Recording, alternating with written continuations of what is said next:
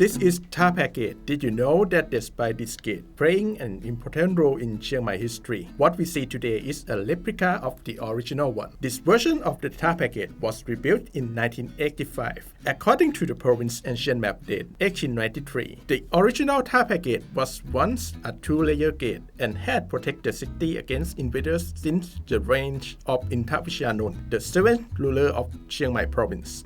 But how do we know that this 39-year-old Tha Phae Gate is true to the original form? According to Chiang Mai Municipality and the Fine Arts Department, the gate was built based on historical records and the details were taken from a photo taken of the gate in 1879. Based on this evidence, the gate is assumed to be more than 145 years old.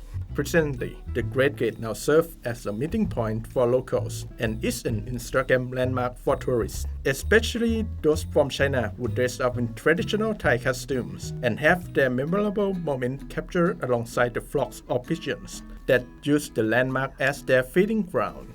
If you are afraid of pigeons or worry that the photo will not come out as expected, the locals are ready to offer a helping hand with bird feed to attract their pigeons and loud voice to scare them off. So don't hesitate to ask. จารพงศ์ กฤษณราช The Nation